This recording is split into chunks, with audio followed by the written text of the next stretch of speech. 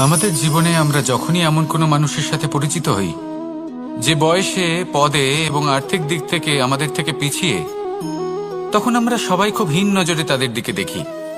মনেই করি না যে সেই ব্যক্তির নিজস্ব একটা অস্তিত্ব রয়েছে, তার নিজেরও একটা মাহাত্ম্য রয়েছে। আমাদের মনেই হয় না যে আমাদের সামনে দাঁড়িয়ে থাকার যোগ্যতা আছে তাদের। চলুন আপনাকে একটা প্রশ্ন করি, শূন্যের নিজস্ব মূল্য কোথায়? আপনি বলবেন কিছুই না।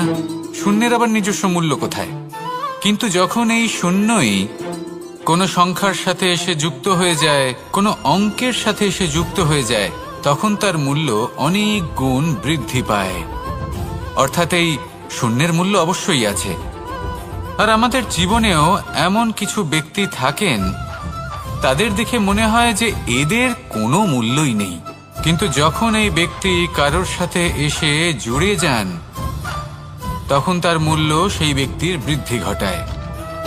এই সংসারে এমন কোনো ব্যক্তি নেই যার কোনো মূল্য নেই।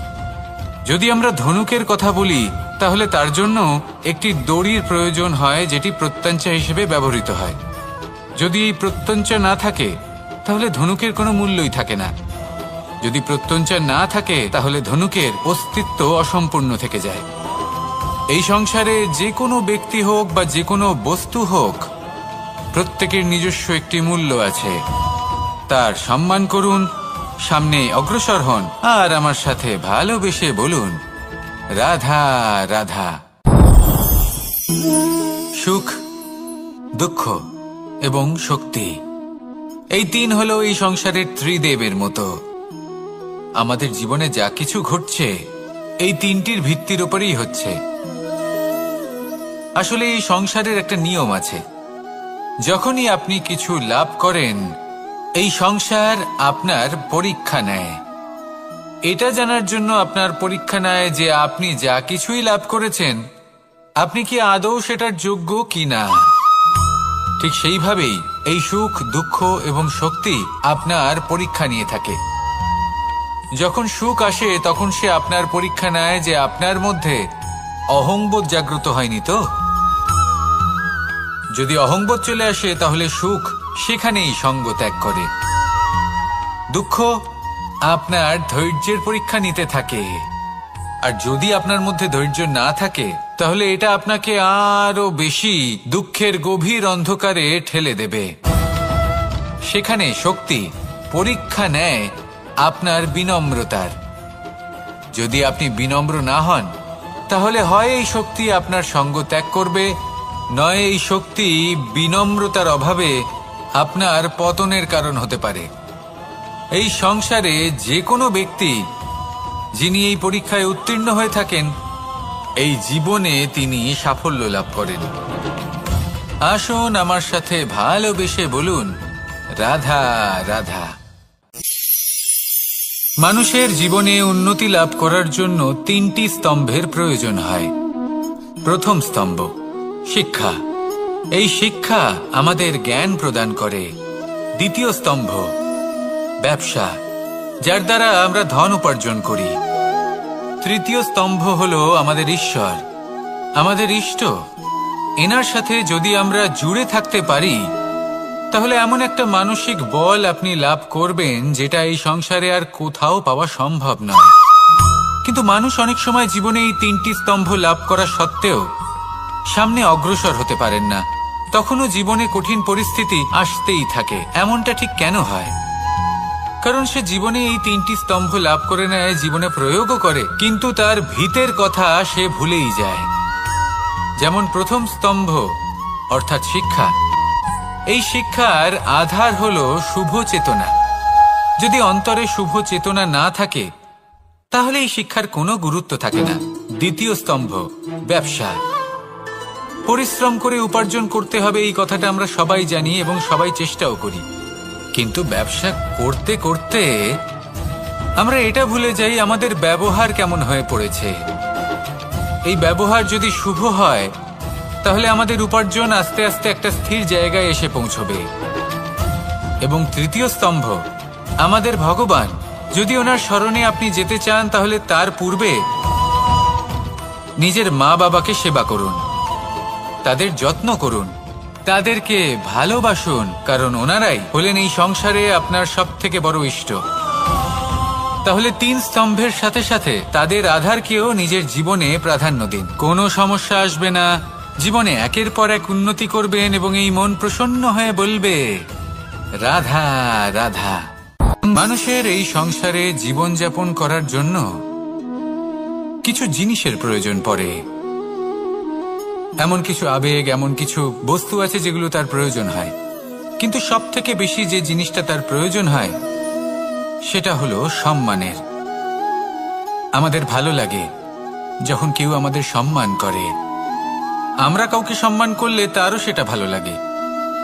কিন্তু আপনি দেখবেন যে সংসারে বেশিরভাগ মানুষ 2টি মাপদণ্ডের ভিত্তিতে সম্মান করেন, হয় বয়স দেখে করেন বা উপার্জন দেখে, অর্থাৎ সেই ব্যক্তি কতটা উপার্জন করেন। এবার ভেবে দেখুন, এটা আবশ্যক নয় কারোর বয়স যদি বেশি হয় তার বুদ্ধিও ততটাই বেশি হবে।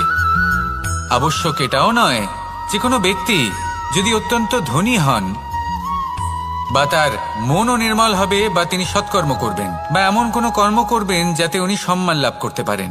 হতে পারে উনি ধনী কিন্তু দুশ্চরিত্র। সেই জন্য বয়স বা উপার্জন দেখে কোনো ব্যক্তিকে সম্মান করবেন না, কর্ম দেখুন। যদি গভীরভাবে ভেবে দেখেন তাহলে দেখবেন যদি কোনো মানুষ কোনো সৎকর্ম করেন তাহলে তার প্রতি হৃদয় থেকে সম্মান জাগ্রত হয়। এটাই হলো সেই সম্মান যা অর্জন করতে হবে। বয়স আজ আছে, কাল আরো বৃদ্ধি পাবে। উপার্জন আজ আছে, কাল সেটা কমে যেতেও পারে।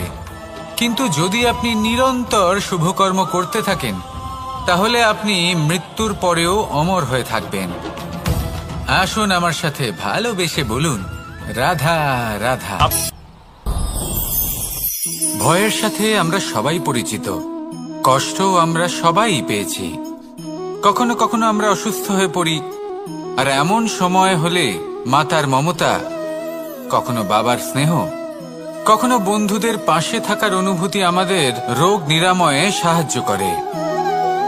কখনো যদি আমরা নিরাশ হয়ে পড়ি, তখন যদি আমাদের কোনো আপনজন আমাদের 2টো ভালো কথা বলে তখন আমাদের মনোবল বেড়ে যায়। ঠিক তেমন সংসারের এই রঙ্গমঞ্চে যদি আপনি পীড়িত অনুভব করেন, কিছু শুভ কথা আলোচনা করুন, কিছু স্তুতি গান করুন, কিছু মুহূর্তের জন্য হলেও নিজের ইষ্টদেবের কথা স্মরণ করুন আর প্রার্থনা করুন। সাহস বাড়বে, শক্তিও বৃদ্ধি পাবে এবং সামনে এগিয়ে চলার পথও দেখতে পাবেন। তখন এই মন প্রসন্ন হয়ে বলবে রাধা রাধা। মানুষের জীবনে উন্নতি লাভ করার জন্য 3টি স্তম্ভের প্রয়োজন হয়। প্রথম স্তম্ভ শিক্ষা। এই শিক্ষা আমাদের জ্ঞান প্রদান করে। দ্বিতীয় স্তম্ভ ব্যবসা, যার দ্বারা আমরা ধন উপার্জন করি। তৃতীয় স্তম্ভ হলো আমাদের ঈশ্বর, আমাদের ইষ্ট। এনার সাথে যদি আমরা জুড়ে থাকতে পারি তাহলে এমন একটা মানসিক বল আপনি লাভ করবেন যেটা এই সংসারে আর কোথাও পাওয়া সম্ভব নয়। কিন্তু মানুষ অনেক সময় জীবনে এই 3টি স্তম্ভ লাভ করা সত্ত্বেও সামনে অগ্রসর হতে পারেন না। তখনও জীবনে কঠিন পরিস্থিতি আসতেই থাকে। এমনটা ঠিক কেন হয়? কারণ সে জীবনে এই 3টি স্তম্ভ লাভ করে নেয়, জীবনে প্রয়োগও করে, কিন্তু তার ভিতের কথা সে ভুলেই যায়। যেমন প্রথম স্তম্ভ অর্থাৎ শিক্ষা। এই শিক্ষার আধার হলো শুভ চেতনা। যদি অন্তরে শুভ চেতনা না থাকে তাহলে এই শিক্ষার কোনো গুরুত্ব থাকে না। দ্বিতীয় স্তম্ভ ব্যবসা। পরিশ্রম করে উপার্জন করতে হবে, এই কথাটা আমরা সবাই জানি এবং সবাই চেষ্টাও করি। কিন্তু ব্যবসা করতে করতে আমরা এটা ভুলে যাই আমাদের ব্যবহার কেমন হয়ে পড়েছে। এই ব্যবহার যদি শুভ হয় তাহলে আমাদের উপার্জন আস্তে আস্তে একটা স্থির জায়গায় এসে পৌঁছবে। এবং তৃতীয় স্তম্ভ আমাদের ভগবান। যদি ওনার স্মরণে আপনি যেতে চান তাহলে তার পূর্বে নিজের মা বাবাকে সেবা করুন, তাদের যত্ন করুন, তাদেরকে ভালোবাসুন, কারণ ওনারাই হলেন এই সংসারে আপনার সবথেকে বড় ইষ্ট। তাহলে 3 স্তম্ভের সাথে সাথে তাদের আধারকেও নিজের জীবনে প্রাধান্য দিন। কোনো সমস্যা আসবে না, জীবনে একের পর এক উন্নতি করবেন এবং এই মন প্রসন্ন হয়ে বলবে, রাধা রাধা। সুখ, দুঃখ এবং শক্তি, এই তিন হলো এই সংসারের ত্রিদেবের মতো। আমাদের জীবনে যা কিছু ঘটছে এই তিনটির ভিত্তির উপরেই হচ্ছে। আসলে এই সংসারের একটা নিয়ম আছে, যখনই আপনি কিছু লাভ করেন এই সংসার আপনার পরীক্ষা নেয়। এটা জানার জন্য আপনার পরীক্ষা নেয় যে আপনি যা কিছুই লাভ করেছেন আপনি কি আদৌ সেটার যোগ্য কিনা। ঠিক সেইভাবেই এই সুখ, দুঃখ এবং শক্তি আপনার পরীক্ষা নিয়ে থাকে। যখন সুখ আসে তখন সে আপনার পরীক্ষা নেয় যে আপনার মধ্যে অহংবোধ জাগ্রত হয়নি তো। যদি অহংবোধ চলে আসে তাহলে সুখ সেখানেই সঙ্গ ত্যাগ করে। দুঃখ আপনার ধৈর্যের পরীক্ষা নিতে থাকে, আর যদি আপনার মধ্যে ধৈর্য না থাকে তাহলে এটা আপনাকে আরো বেশি দুঃখের গভীর অন্ধকারে ঠেলে দেবে। সেখানে শক্তি পরীক্ষা নেয় আপনার বিনম্রতার। যদি আপনি বিনম্র না হন তাহলে হয় এই শক্তি আপনার সঙ্গ ত্যাগ করবে, নয় এই শক্তি বিনম্রতার অভাবে আপনার পতনের কারণ হতে পারে। এই সংসারে যে কোনো ব্যক্তি যিনি এই পরীক্ষায় উত্তীর্ণ হয়ে থাকেন এই জীবনে তিনি সাফল্য লাভ করেন। আসুন আমার সাথে ভালোবেসে বলুন, রাধা রাধা। ভয়ের সাথে আমরা সবাই পরিচিত, কষ্টও আমরা সবাই পেয়েছি। কখনো কখনো আমরা অসুস্থ হয়ে পড়ি, আর এমন সময় হলে মাতার মমতা, কখনো বাবার স্নেহ, কখনো বন্ধুদের পাশে থাকার অনুভূতি আমাদের রোগ নিরাময়ে সাহায্য করে। কখনো যদি আমরা নিরাশ হয়ে পড়ি, তখন যদি আমাদের কোনো আপনজন আমাদের দুটো ভালো কথা বলে তখন আমাদের মনোবল বেড়ে যায়। ঠিক তেমন সংসারের এই রঙ্গমঞ্চে যদি আপনি পীড়িত অনুভব করেন, কিছু শুভ কথা আলোচনা করুন, কিছু স্তুতি গান করুন, কিছু মুহূর্তের জন্য হলেও নিজের ইষ্টদেবের কথা স্মরণ করুন আর প্রার্থনা করুন। সাহস বাড়বে, শক্তিও বৃদ্ধি পাবে এবং সামনে এগিয়ে চলার পথও দেখতে পাবেন। তখন এই মন প্রসন্ন হয়ে বলবে, রাধা রাধা। এই সংসারে কখনো কোনো ব্যক্তিকে তার বাইরের পোশাক দেখে বিচার করার চেষ্টা করবেন না, এটা খুব বড় ভুল করবেন। যেমন আমরা জীবনে অনেক সময় এমন করি, ধরুন কোথাও একটা গাছ দেখলাম, খুব বিশাল আকারের একটা গাছ, যেটা মাটির থেকে অনেক উঁচুতে পৌঁছে গেছে, যার বিশাল শাখা আছে। সেগুলো দেখে আমরা ভাবি যে এই গাছে হয়তো কত সুস্বাদু ফল আছে, আমরা সেই গাছের পরিচর্যা করতে থাকি। আবার অন্যদিকে হলো একটি তৃণ, যেটা মাটি থেকে কিছুটা উঁচুতে পৌঁছেছে, কিন্তু সেই তৃণর নিচে, মাটির নিচে অত্যন্ত সুস্বাদু ফল বা সবজি জন্ম নেয়, যা আমাদের স্বাস্থ্যের পক্ষে অত্যন্ত উপকারী। সেই জন্য কখনো আবরণ দেখে কাউকে বিচার করতে চেষ্টা করবেন না। তার বদলে এটা বোঝার চেষ্টা করুন যে আপনার সামনে যে ব্যক্তি আছে বা বস্তু আছে তার বিশেষত্ব কি। যদি এই বিশেষত্ব বোঝার ক্ষমতা আপনি অর্জন করেন, যদি এই শিল্প আপনি নিজের ভেতরে জাগ্রত করেন, তাহলে এই সংসারে বিশেষত্ব কি সেটা আপনি জানতে পারবেন। আর এই সমস্ত খেলা দৃষ্টি থেকে নয়, দৃষ্টিভঙ্গি থেকে জন্ম নেয়। দৃষ্টিভঙ্গি সবসময় শুভ রাখুন আর আমার সাথে ভালোবেসে বলুন, রাধা রাধা। যখন আমরা কোনো বনে প্রবেশ করি তখন এই সবুজ ঘাস দেখে, এই কোমল ঘাস দেখে আমাদের মন প্রফুল্ল হয়ে ওঠে। ভিন্ন ভিন্ন প্রজাতির ফুল, ভিন্ন ভিন্ন রঙের ফুল দেখে এই মন আনন্দে ভরে ওঠে। এখানে শিশুরা আনন্দ লাভ করে, বড়রা ভোজন গ্রহণ করেন, কথাবার্তা বলেন, হাঁটাহাঁটি করে বেড়ান। এবার ভেবে দেখুন, যখন এই উপবনের নির্মাণ হয়েছিল সেই সময় যদি এই মাটিকে সঠিকভাবে খনন না করা হতো, যদি তাতে সঠিকভাবে বীজ রোপণ না করা হতো, যদি কোনো সংঘর্ষ না হতো, পরিশ্রম না করা হতো, যদি চলতে চলতে পায়ে কাঁটা না বিঁধে যেত, তাহলে এই সুন্দর বন দেখে আমরা কি এই আনন্দ লাভ করতে পারতাম? কখনোই নয়। ধরুন কোনো নদীর তটে সুন্দর একটি বন আছে, সেই বনের আনন্দ লাভ করতে গেলে আপনাকে সেই নদী পার করতেই হবে। যদি সুখের নদীর কাছে পৌঁছতে চান তাহলে তটে যে কাঁটা রয়েছে সেগুলোর সাথে সংঘর্ষ করতেই হবে। এই সংসারে যদি আপনি সুখ লাভ করতে চান তাহলে সুখ লাভের এই যাত্রা শুরু করতে হবে সংঘর্ষ দ্বারা। তাহলে সংঘর্ষকে স্বাগত জানান, এর পেছনেই সুখ রয়েছে যা আপনার জন্য অপেক্ষা করছে। এবার হাসুন আর আমার সাথে ভালোবেসে বলুন, রাধা রাধা। মানুষ সুখী জীবনযাপনের প্রতি এতটাই অভ্যস্ত হয়ে পড়ে যে একটা ছোট্ট সমস্যা এলেই সে সবার থেকে সাহায্য চাইতে শুরু করে দেয়। সে সাহায্য লাভও করে এবং সেই সংকট থেকে সে বেরিয়েও আসে। কিন্তু এই সাহায্য কিছু মুহূর্তের, আর কিছু মুহূর্তের হলো এই দুঃখ। এই দুই মুহূর্তের সাহায্যের জন্য আজীবন আপনি তার কাছে ঋণী হয়ে থাকেন। আর মানবিকতার খাতিরে আপনার মনে কৃতজ্ঞতা জেগে ওঠে, আর সেই কৃতজ্ঞতা বোধ হলো যে আপনি কখনো সেই ব্যক্তিকে ছাপিয়ে যেতেই পারবেন না। সেই জন্য জীবনে সবসময় চেষ্টা করবেন নিজেকে প্রস্তুত রাখতে সেই সব সমস্যার জন্য, সেই সব বাধার জন্য যেগুলো আপনার জীবনে আসতে পারে। ততক্ষণ সাহায্য চাইবেন না যতক্ষণ না অন্য কোনো পথ না থাকছে।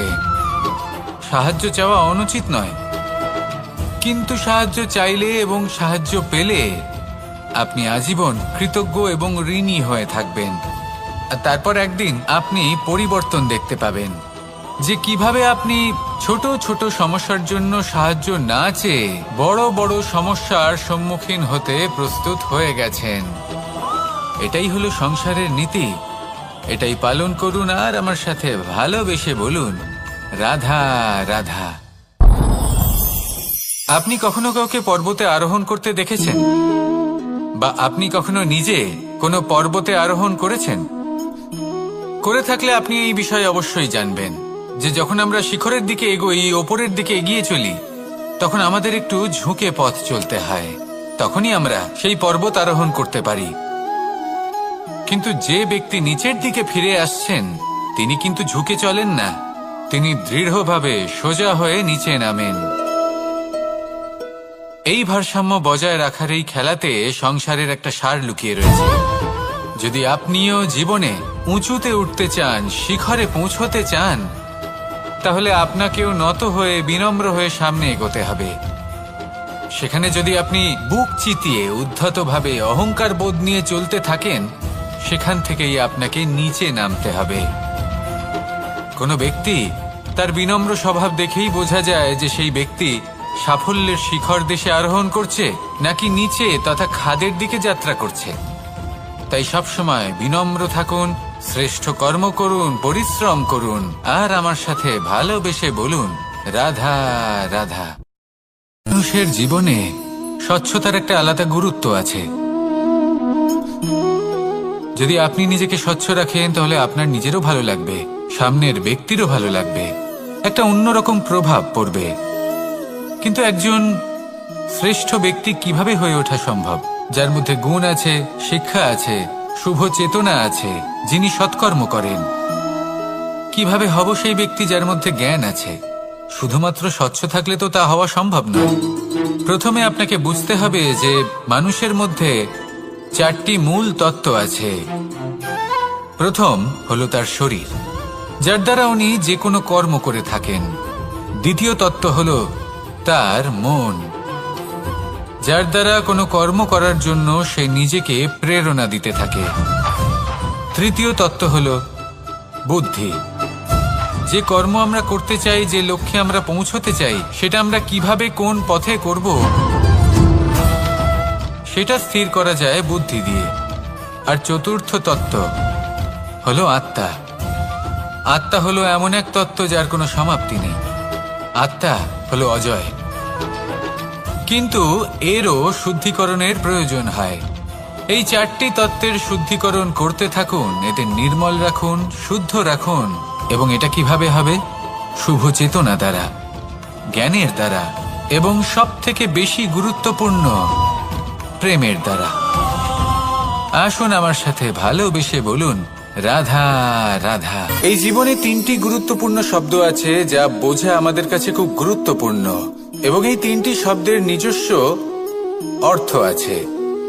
প্রথম হলো সঙ্গবদ্ধতা, অর্থাৎ একসাথে মিলে কাজ করতে হবে, একসাথে মিলে পরিশ্রম করতে হবে, সামনে এগোতে হবে। এরকম করতে পারলে আপনার শক্তি বৃদ্ধি পাবে, আপনার ক্ষমতা বৃদ্ধি পাবে, আপনি এগোতে পারবেন এবং অনেক দূরে যেতে পারবেন। দ্বিতীয় হলো আত্মবিশ্বাস। হেরে যাওয়া বস্তুও আবার জিতে নিতে পারবেন। যদি আপনার নিজের আত্মবিশ্বাস থাকে তাহলে আপনি কখনো পরাজিত হবেন না। এবং তৃতীয় হলো অহংকার। জয়লাভ করার পরেও কিন্তু এটা আপনাকে পরাজিত করতে পারে। সেই জন্য জীবনে সঙ্গবদ্ধ হন, আত্মবিশ্বাস রাখুন, কিন্তু কখনোই অহংকার করবেন না। এই অহংকার আপনার থেকে সবকিছু কেড়ে নিতে পারে। এই অহংকারের জন্যই মথুরাপতি কংস নিজের পতনের দিকে অগ্রসর হয়েছিলেন। এই অহংকারকে ত্যাগ করুন আর আমার সাথে ভালোবেসে বলুন, রাধা রাধা। এই সংসারে সব থেকে বেশি কঠিন কাজ কোনটা? কেউ বলবেন যুদ্ধ করা, কেউ বলবেন ধন অর্জন করা, আবার কেউ বলবেন জ্ঞান অর্জন করা সব থেকে বেশি কঠিন। এবার প্রত্যেক ব্যক্তির নিজস্ব অভিজ্ঞতা আছে আর সেই অনুসারে তার নিজস্ব একটা উত্তর আছে। সাধারণভাবে দেখতে গেলে এই সংসারে সব থেকে কঠিন হলো তপস্যা করা, অর্থাৎ সব কিছু ত্যাগ করে তপস্যায় নিজেকে বিলীন করে দেওয়া। এবার এর থেকে বেশি কঠিন এই সংসারে আর কি বা হতে পারে? এই সংসারে, এই সমাজে, নিজের পরিবারের মধ্যে থেকেও ধৈর্য ধরে সামনে অগ্রসর হওয়া, এটা হলো সব থেকে কঠিন কাজ। কারণ যখন আপনি তপস্যা করেন তখন সেখানে আপনার ধৈর্য ভাঙার মতো কেউ থাকেন না, না কোনো বন্ধু, না কোনো আত্মীয়, না কোনো শত্রু, কেউ না। কিন্তু যখন আপনি এই সমাজে, এই পরিবারে থাকেন, কোনো না কোনো ব্যক্তি এসে আপনার ধৈর্যের বাঁধ ভেঙে দেওয়ার ক্ষমতা রাখেন। তারা আপনার ধৈর্যের বাঁধ ভেঙে দেয়, আর কখনো কখনো তারা অনিচ্ছাকৃতভাবেই সেটা করে থাকেন। কারণ তাদের মানসিকতা আপনার থেকে আলাদা, তাদের কর্ম আপনার থেকে আলাদা, তাদের দৃষ্টিভঙ্গি আপনার থেকে আলাদা, জীবন যাপন আপনার থেকে আলাদা। সেক্ষেত্রে আপনি ধৈর্যচ্যুত হন, প্রসন্নতা আপনার থেকে ছিনিয়ে নেওয়া হয়। সেই জন্য এই সংসারে, এই পরিবারের থেকেও ধৈর্য ধরে সামনে অগ্রসর হওয়া কোনো পর্বতের শিখরে গিয়ে তপস্যা করার থেকেও অনেক বেশি কঠিন। আর যে ব্যক্তি এই সমাজেই, এই পরিবারে, সেই সকল মানুষের মধ্যে থেকে গিয়েও ধৈর্য ধরে অগ্রসর হতে থাকেন, যারা এই কাজটা শিখে নিতে পারেন, তারাই কিন্তু জীবনে আনন্দ লাভ করতে পারেন। এই ধৈর্যই শেষে আপনার জীবনে প্রসন্নতা বহন করে আনবে। তাই ধৈর্য ধরে জীবনের পথে অগ্রসর হন আর আমার সাথে ভালোবেসে বলুন, রাধা রাধা। আমরা যখনই কোনো গাছের চারা রোপণ করি তখন সবার আগে পরীক্ষা করে দেখি যে যেখানে আমরা চারা রোপণ করতে চলেছি সেখানকার মাটি আদৌ উর্বর কিনা, সেই মাটি সেই চারাকে বাড়তে সাহায্য করবে কিনা।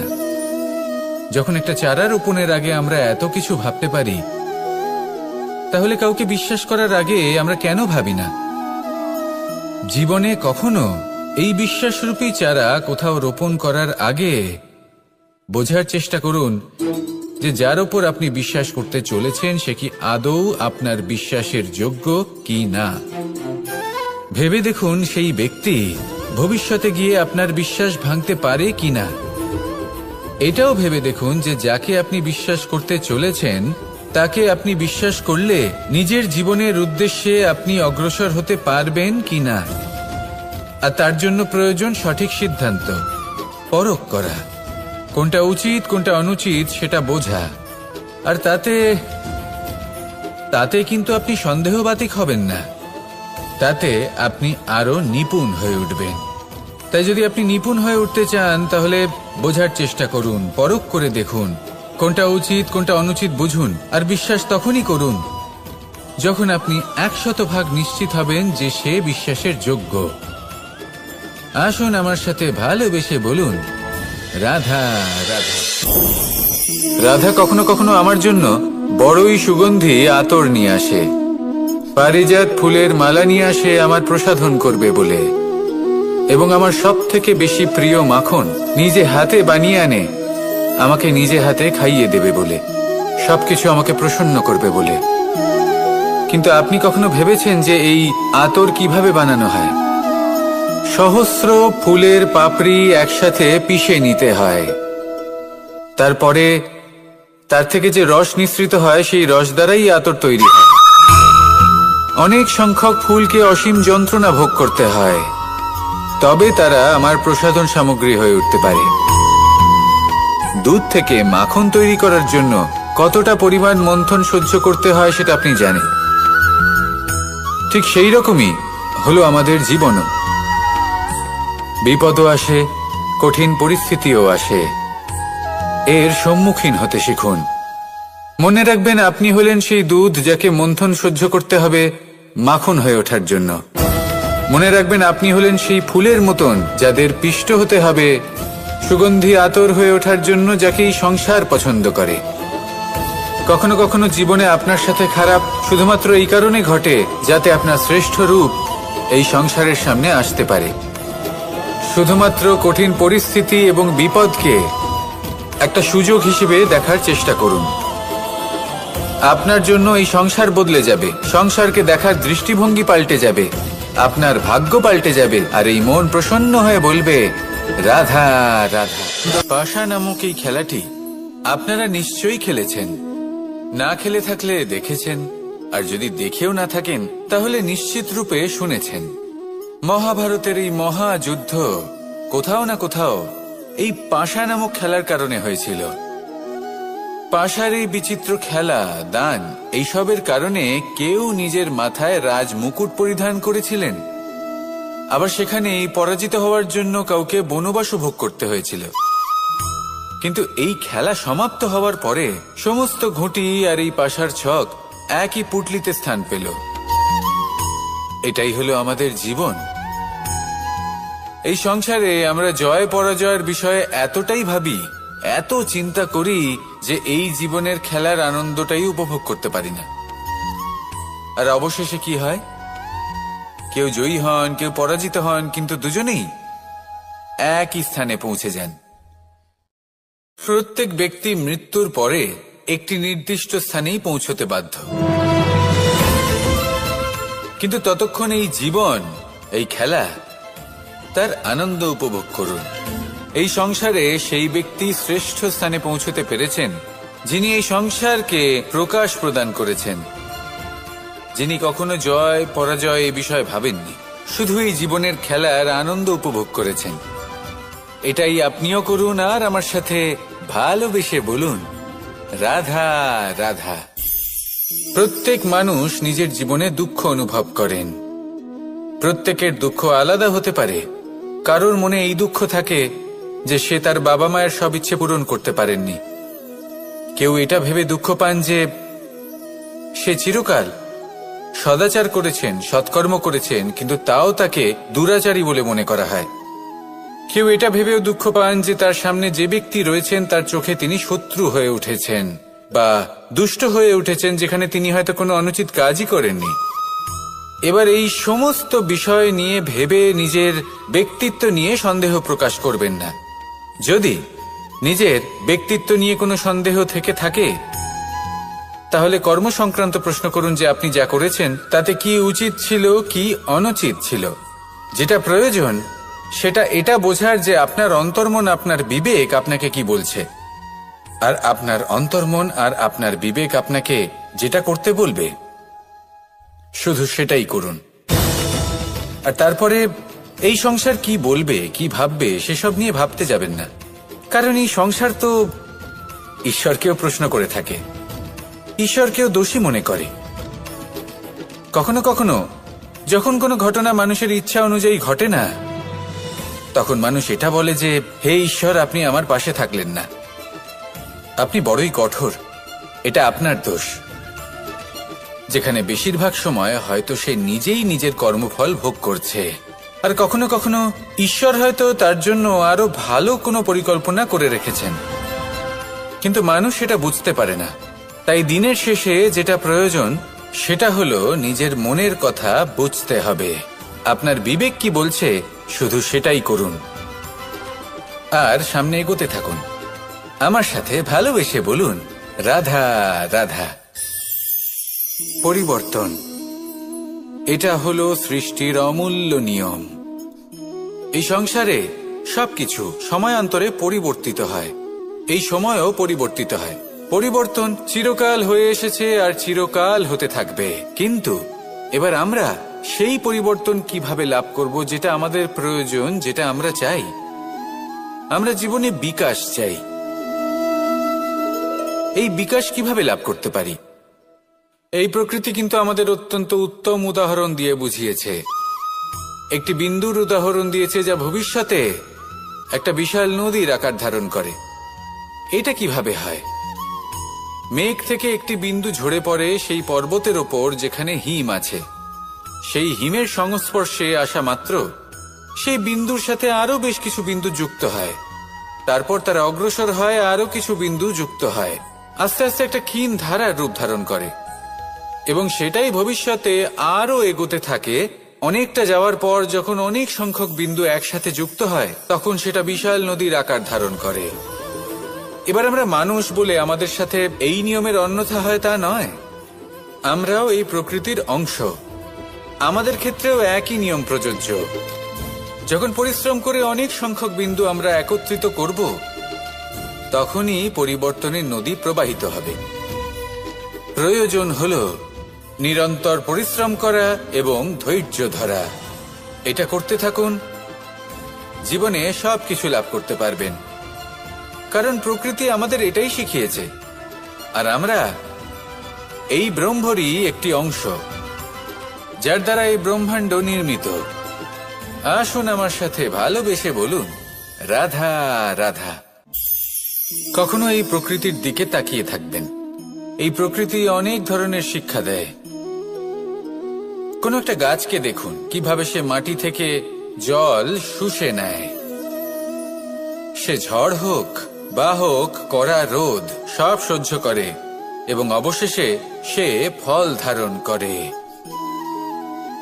আর সেই ফল উৎপন্ন করার পরে সে ফল কিন্তু সে নিজে গ্রহণ করে না, এই সংসারকে প্রদান করে, যাতে পশু পাখি মানুষ তারা এই ফল গ্রহণ করে শক্তিশালী হয়ে উঠতে পারে, সুস্থ থাকতে পারে।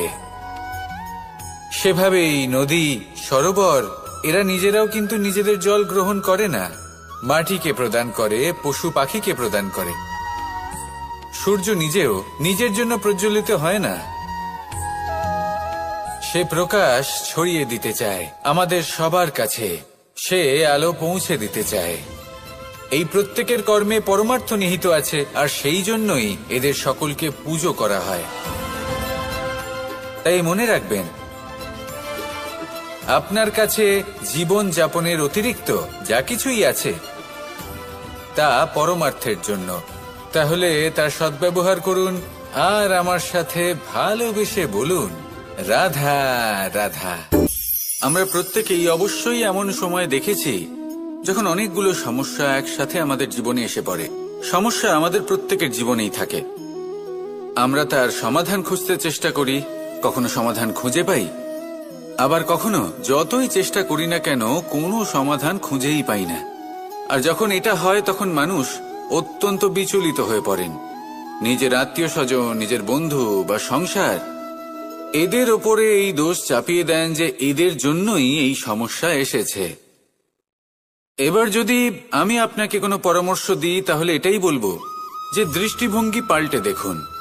এই দৃষ্টিভঙ্গি দিয়ে দেখুন যে এই সংসারে যে সমস্যায় আসুক না কেন তার জন্য কেউ দোষী নয়, না আপনি না অন্য কেউ। এই পুরো খেলাটাই আপনার মানসিকতা, আপনার দৃষ্টিভঙ্গির, আপনার মনের। কিভাবে বোঝাচ্ছি?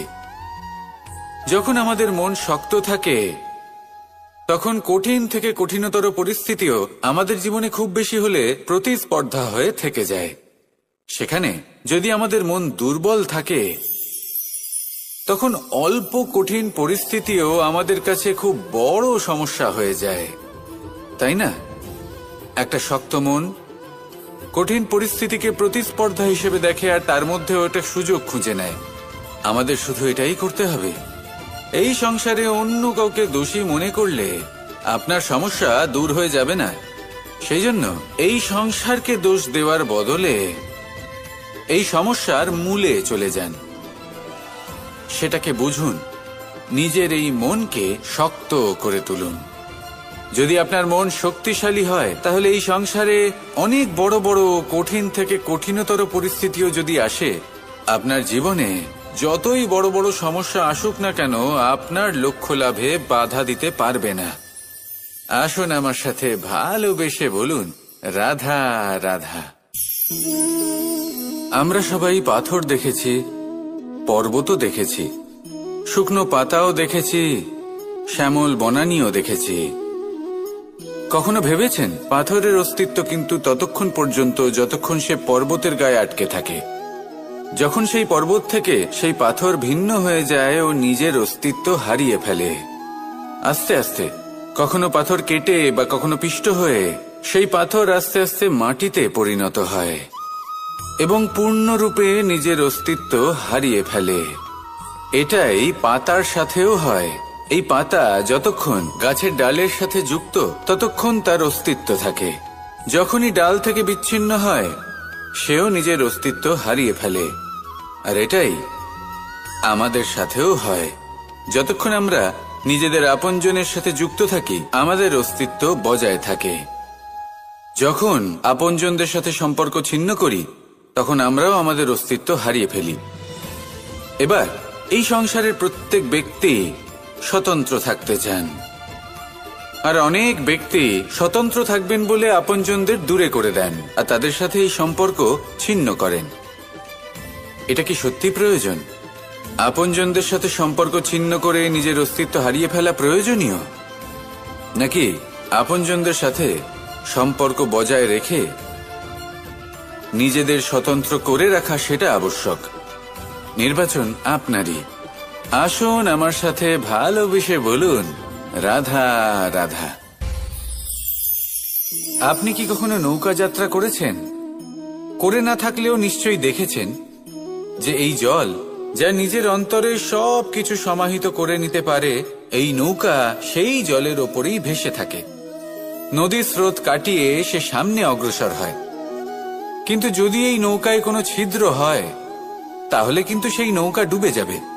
আর এতে কোনো তফাৎ হবে না যে সেই ছিদ্র ছোট নাকি বড়, নৌকা ডুবে যাবে। এই ছিদ্র হলো আমাদের জীবনে আমাদের অপগুণ, আমাদের দোষ, আমাদের বিকার। কখনো এটা ভাববেন না যে এই দোষ খুবই ছোট, এতে কিছুই যাবে আসবে না। না, সেই ছোট দোষ, সেই ছোট বিকার যদি সেটাকে শুধরে না নেন, তাহলে সেটা আপনাকে আপনার পতনের দিকে নিয়ে যাবে। শেষ পর্যন্ত এটা আপনার উপর নির্ভরশীল যে আপনি কি চান। আপনার জীবনের এই নৌকা এভাবেই ডুবে যেতে দেখবেন, নাকি নিজেকে শুধরে নিয়ে সেই নৌকার সেই ছিদ্রটাকে ভরিয়ে তুলতে চাইবেন? নির্বাচন আপনার। আসুন আমার সাথে ভালোবেসে বলুন, রাধা রাধা। জল, জলই পৃথিবীতে বেঁচে থাকার জন্য আবশ্যক তো বটেই, কিন্তু এই জল আমাদের একটা অত্যন্ত গুরুত্বপূর্ণ শিক্ষা প্রদান করে। কখনো এই জলকে দেখেছেন? যে পরিস্থিতিতেই এই জল প্রবাহিত হোক না কেন, এর উপর যা কিছুই প্রভাব থাকুক না কেন, এর পথে যতই বাধা আসুক না কেন, তার মধ্যে থেকে ও নিজের পথ ঠিক বের করে নেয়, কিন্তু নিজের প্রবাহ থামতে দেয় না, ক্রমাগত অগ্রসর হতে থাকে। সেরকমই একটা শিক্ষা যেটা আমরা জল থেকে পেয়ে থাকি, তা হলো এটা: আমরা যখন জলের দিকে তাকাই, তখন আমরা নিজের প্রতিবিম্ব দেখি, স্পষ্টভাবে দেখতে পাই। কিন্তু তখনই দেখতে পাই যখন এই জল শান্ত থাকে, স্থির থাকে। যদি এই জল অশান্ত হয়ে থাকে, স্থির না হয়, তাহলে আমরা এতে নিজের প্রতিবিম্ব দেখতে পাই না। এটাই আমাদের মনের সাথেও হয়ে থাকে। যখনই জীবনে কোনো সংকট আসে, যদি আমরা শান্ত মনে, স্থির মনে সিদ্ধান্ত নিই, তাহলে সেটা এমন একটা শীতল সিদ্ধান্ত হবে যেটা আমাদের ভবিষ্যৎকে একটা শ্রেষ্ঠ স্থানে নিয়ে যাবে। যদি এই মন অশান্ত হয়, বিচলিত হয়, পীড়িত হয়, দুঃখিত হয়ে থাকে, রুষ্ট হয়ে থাকে, তাহলে অনেক সময় আমরা এমন সিদ্ধান্ত নিই যেটা আমাদের জন্য অনুচিত প্রমাণিত হয়। যখন আপনি ক্রুদ্ধ ছিলেন বা দুঃখের বশে ছিলেন, তখন অনেক সময় হয়তো এমন সিদ্ধান্ত নিয়েছেন যেটার জন্য ভবিষ্যতে আপনি অনুশোচনা করেছেন। এবার দেখুন, এই আবেগগুলো থেকে আমরা পালাতে পারবো না, কিন্তু এই আবেগগুলো আপনার উপর কতটা প্রভাব ফেলবে সেটা আমরা অবশ্যই ঠিক করতে পারি। এই মনকে আমরা নিয়ন্ত্রণ করতে পারি। এটাই করুন, চিন্তা করুন, এই মনকে শান্ত রাখুন, স্থির হতে চেষ্টা করুন, আর তারপরে সিদ্ধান্ত নিন। আসুন আমার সাথে ভালোবেসে বলুন, রাধা রাধা। কখনো ভেবে দেখেছেন মানুষকেই এই সংসারে সর্বশ্রেষ্ঠ প্রাণী কেন বলা হয়? অন্য কোনো প্রাণীকে কেন নয়? শুধু কি এই জন্যই আমরা চিন্তা করতে পারি, আমাদের কাছে তীক্ষ্ণ বুদ্ধি রয়েছে, কোনো কিছু আবিষ্কার করতে পারি, সেই কারণেই? তা তো অন্য কোনো প্রাণীর কাছেও থাকতে পারে। এমন কিছু পশুও রয়েছে যাদের কাছে তীক্ষ্ণ বুদ্ধি আছে। তাহলে মানুষ কেন? কারণ মানুষের কাছে এমন কিছু রয়েছে যা অন্য প্রাণীর কাছে নেই। মানবতা। মানবতা, যা সর্বপ্রথম এগিয়ে যেতে চাইলেও যদি পথে কেউ ধাক্কা খেয়ে পড়ে যায়, তাকে আগলে রাখতেও জানে। মনে রাখবেন, আপনার সব থেকে বড় পরিচয় আপনার নাম, আপনার সম্পত্তি বা আপনার ধর্মও নয়। আপনার সব থেকে বড় পরিচয় হল আপনার মানবতা। তাহলে সময় এলে পরে নিজের মানবতার পরিচয় দিন। অন্য মানুষকে সাহায্য করুন, অন্য প্রাণীকে সাহায্য করুন। একা একা পথ চলা হলো পশুদের প্রবৃত্তি। মানুষ হলেন তিনি যিনি অন্যের জন্য প্রাণও দিতে পারেন। মানুষ হলেন তিনি যিনি অন্য মানুষের প্রাণ বাঁচান। সেই মানবতাকে জাগিয়ে তুলুন, আর এই জীবন বাঁচতে শুরু করুন। আর হ্যাঁ, আমার সাথে ভালোবেসে বলুন, রাধা রাধা।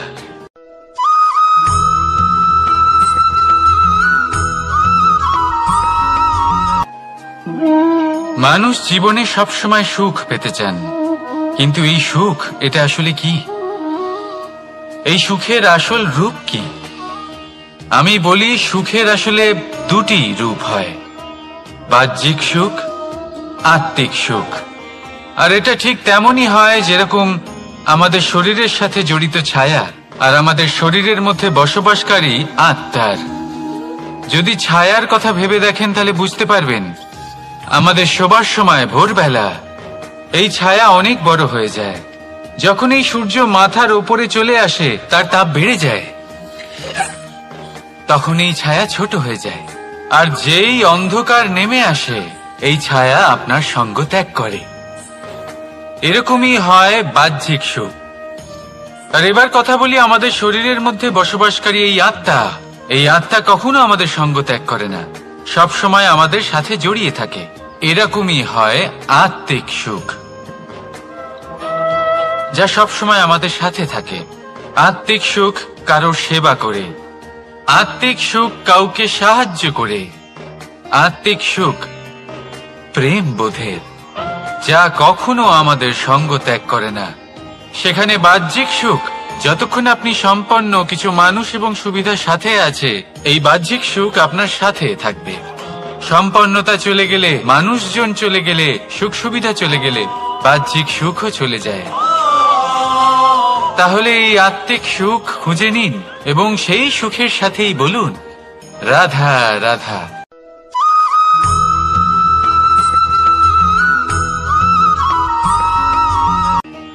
আত্মীয় স্বজন কারা হন?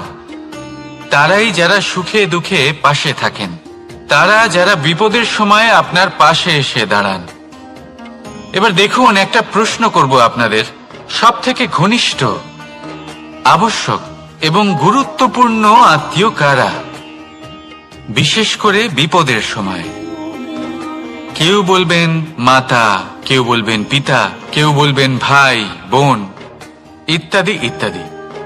এবার ভাবুন, আপনি বড় হয়ে গেছেন, আপনি বাড়ি থেকে দূরে চলে গেছেন। পেট ভরানোর জন্য আপনাকে প্রত্যেকদিন চেষ্টা করতে হয়। এমন সময় যদি আপনার জীবনে বিপদ এসে পড়ে, তাহলে কখন আপনার খবর ওনাদের কাছে পৌঁছবে? কতক্ষণে ওনারা সাহায্য করতে আসতে পারবেন? এরকম এক সময় সবথেকে গুরুত্বপূর্ণ আত্মীয় হন আপনার প্রতিবেশী, কারণ তারাই সেই মুহূর্তে আপনার সব থেকে কাছে। আপনি কখনো পরীক্ষা করে দেখবেন, আপনার তার সাথে লক্ষ্য মতভেদ থাকলেও প্রতিবেশীকে কষ্টের মধ্যে দেখে সবার আগে সাহায্য করতে তারাই এগিয়ে আসেন। তাই প্রতিবেশীর সাথে সম্পর্ক ভালো রাখুন, শুধুমাত্র স্বার্থের জন্য নয়। এটা হলো শান্তিরও আধার। যদি এই সম্পর্ক ভালো থাকে, তাহলে না কথায় কথায় বিবাদ হবে, না মতান্তর। আর এই সুখী সম্পর্কের ছায়ায় মন প্রসন্ন হয়ে বলবে, রাধা রাধা।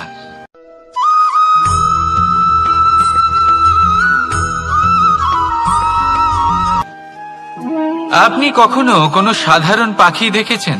যেমন বাবুই। সে কি করে? সে কোনো গাছের ডালে নিজের বাসা বানায়। এবার সেইখানে বাসা বানানো সহজ ব্যাপার, কারণ সামগ্রী আশেপাশেই পাওয়া যায়। কিন্তু সমস্যা হলো আক্রমণ। কোনো সাপ বা অন্য কোনো পশু ওর বাসাতে ওর সন্তানদের উপর না আক্রমণ করে বসে, এই ভয়ে তার সব সময় থাকে। আর এটা সব থেকে কঠিন ব্যাপার এদের জন্য, নিজের বাসায় নিজের সন্তানদের সুরক্ষা। আর বাজ পাখি, যদি আমরা বাজের কথা বলি, তাহলে তারা কি করে? বাজ পাখি কোনো উঁচু পাহাড়ের শিখরে, কোনো পাথরের খাঁজে নিজের বাসা তৈরি করে। এবার ওখানে বাসা বানানো একেবারেই সহজ ব্যাপার নয়, কারণ সামগ্রী আশেপাশে পাওয়া যায় না, দূর থেকে নিয়ে আসতে হয়। কিন্তু সেইখানে আক্রমণের ভয়ও কখনোই থাকে না। এইভাবে উচিত রূপে ও নিজের বাসা রক্ষা করতে পারে, নিজের সন্তানদের রক্ষা করতে পারে। এর সারমর্ম হলো এটাই, যদি সমস্যা বড় হয়, তাহলে সমাধানও উচ্চমানের হওয়া উচিত। একটা বাজ পাখির মতো ভাবা আরম্ভ করে দিন। জীবনে যে কোনো সমস্যা ছোট মনে হবে। রাধা রাধা।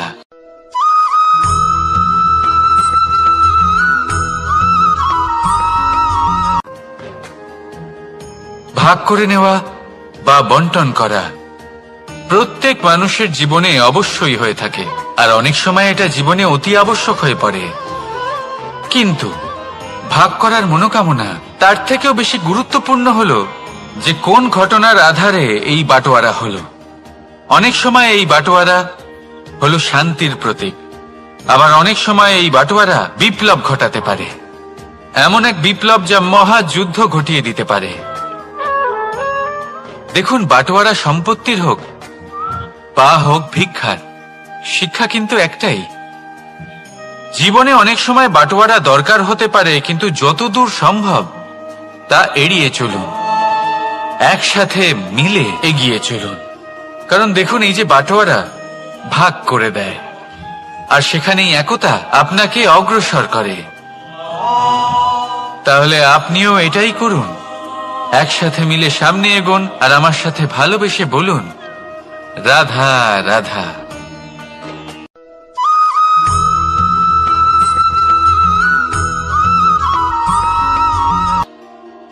জীবনে এমন কিছু কাজ রয়েছে যা আপনাকে একাই করতে হয়, আর এমন কিছু কাজ রয়েছে যা আপনাকে একসাথে মিলে করতে হয়, একজোট হয়ে, সঙ্গবদ্ধ হয়ে। এবার সঙ্গবদ্ধ বলতে কি বোঝাতে চাইছি? আমি তাদের কথা বলছি না যারা বাস্তবিকভাবে একে অপরের সাথে কাজ করেন। আমি তাদের কথা বলছি যারা একে অপরের থেকে দূরে থেকেও একে অপরকে বিশ্বাস করেন। আমি আগেও বলেছিলাম, সমস্ত বিশ্বের আশা বিশ্বাসেই বসবাস করে, তাই না? তাই যেখানে সমস্ত বিশ্ব আছে, সমস্ত সংসার আছে, সেইখানেই বিশ্বাস রয়েছে। তাই আপনার আশেপাশে এমন দল সঙ্গবদ্ধ করুন যাদের আপনার উপর বিশ্বাস আছে, আর যাদেরকে আপনি বিশ্বাস করতে পারেন। তাহলে আসুন আর আমার সাথে ভালোবেসে বলুন, রাধা রাধা।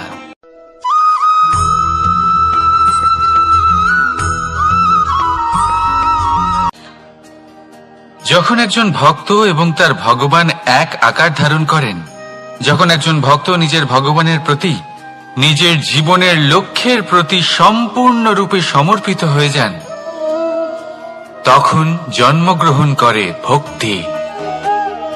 আর তখন সংসারের সমস্ত আশা তিনি ত্যাগ করতে পারেন। সমস্ত আশা শেষ হতে পারে, কিন্তু মানুষের সঙ্গ ভক্তি কখনো ত্যাগ করে না। যখন ভক্ত ও ভগবান এক আকার ধারণ করেন, এক হয়ে যান, তখন রথী এবং সারথীর মধ্যে কোনো পার্থক্য থাকে না। তারাও এক হয়ে যান। একটাই ব্যক্তিত্ব, একটাই অস্তিত্ব। আর সেই জন্যই কখনো কখনো রথীর আদেশ ছাড়াই সারথী রথ চালিয়ে দেন, আবার কখনো সারথীর পরামর্শ ছাড়াই রথী আক্রমণ করে ফেলেন। এ তো শুধুমাত্র আরও একটা গুণ সেই সারথীর মধ্যে, যিনি ধর্ম স্থাপনার মহান কাজে আমার সারথী হতে চলেছেন। তাহলে আসুন আমার সাথে ভালোবেসে বলুন, রাধা রাধা।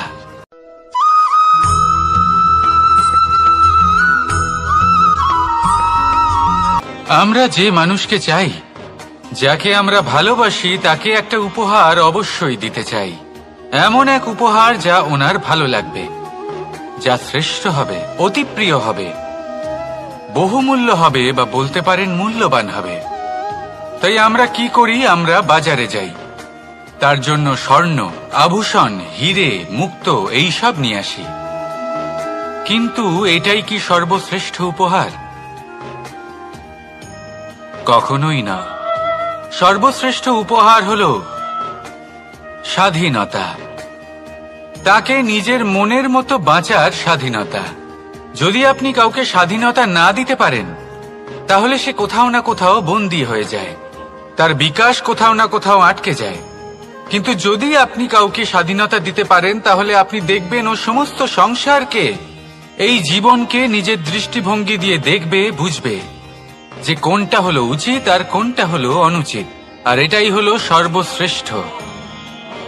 আর এবার যদি কাউকে স্বাধীনতার মাধ্যমে এত বড় একটা শক্তি দিতে পারেন, তাহলে আপনি আমাকে বলুন, এর থেকে বড় উপহার আর কি হতে পারে?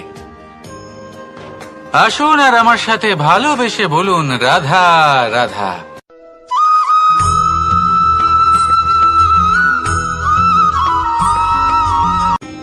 কর্ম, ধর্ম, জ্ঞান, এই তিন স্তরে অনেক মানুষ পৌঁছতে পারেন।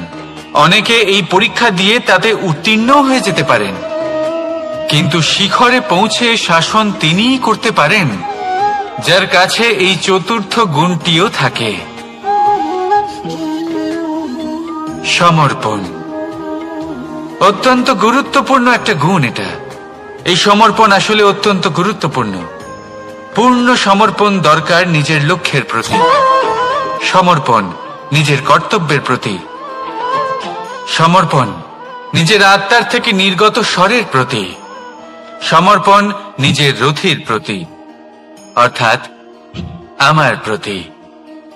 এবার এই পরীক্ষায় অত্যন্ত কঠিন এক বাঁক আসতে চলেছে, যেখানে সারথীকে সমর্পণের নিরিখে পরীক্ষা করা হবে।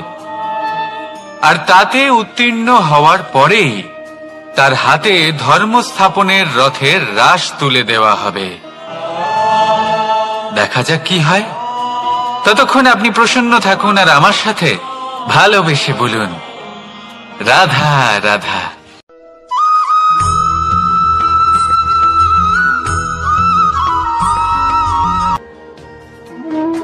কর্ম, ধর্ম আর কর্তব্য, এই তিনটি একে অপরের সাথে জড়িত। আর অনেক সময় এই তিনটি পালন করতে করতে আমাদের সেই ব্যক্তির সামনে গিয়ে দাঁড়াতে হয়, তার বিরুদ্ধেই যেতে হয়, যাকে আমরা সব থেকে বেশি ভালোবাসি। কিন্তু সেইখানে এই যুদ্ধ কোনো ব্যক্তিগত যুদ্ধ থাকে না, এ হলো কর্ম, ধর্ম আর কর্তব্যের যুদ্ধ। এটা সরল নয়, অত্যন্ত কঠিন হয় তার সম্মুখীন হওয়া যাকে আমরা সব থেকে বেশি সম্মান করি। কিন্তু আমাদের তো আমাদের ধর্মের পথে চলতেই হবে, কারণ আমরা কর্মবদ্ধ, কর্তব্যবদ্ধ, আর এটাই করা উচিত। শুধু এটুকু মনে রাখবেন, যদি আপনার উদ্দেশ্য শুভ হয়, আপনার ভাবনা শুভ হয়, আপনি যদি কর্ম, ধর্ম আর কর্তব্যের পথে অগ্রসর হন, তাহলে এই প্রক্রিয়াতে যদি আপনাকে আপনার আরাধ্যেরও সামনে দাঁড়াতে হয়, তাহলেও আপনার কোনো ক্ষতি হবে না। তাহলে আসুন আর আমার সাথে ভালোবেসে বলুন, রাধা রাধা।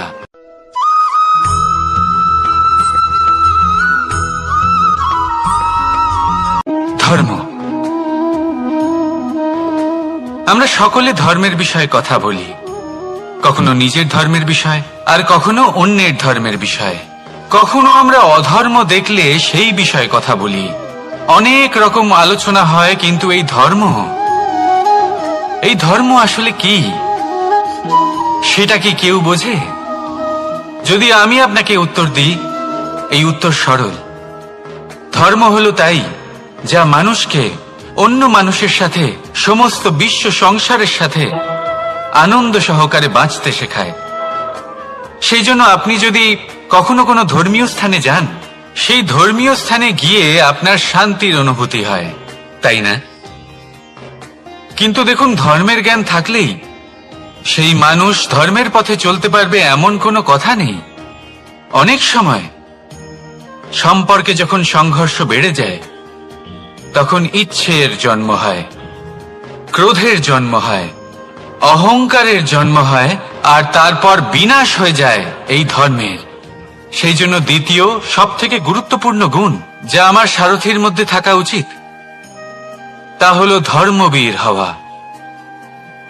এবার দেখতে হবে সেটা এই যে কে হবে সেই ব্যক্তি যিনি এই স্বয়ম্বরে নিজের ধর্মে অটল থাকবেন।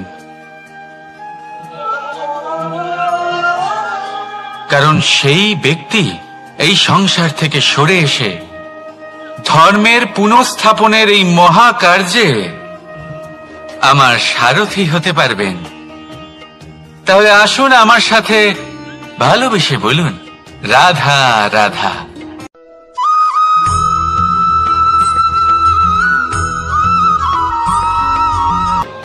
প্রেম এই সংসারে এসেছিল এই সংসারকে প্রেমের শিক্ষা দেওয়ার জন্য, এই জীবনের সুখের অনুভূতি আসলে কি তা শেখানোর জন্য। কিন্তু যদি সত্যি কথা বলি, তো আমি নিজেই প্রতিদিন প্রেমের নতুন নতুন স্বরূপ দেখতে পাই, প্রেমের একটা নতুন অনুভূতি প্রত্যেক নতুন দিনে। আর তার কারণ হলো এই প্রেম অনন্ত, এ হলো দৈব। প্রেম হলো এই সংসারের সব থেকে বড় ঢাল এবং সব থেকে বড় অস্ত্র।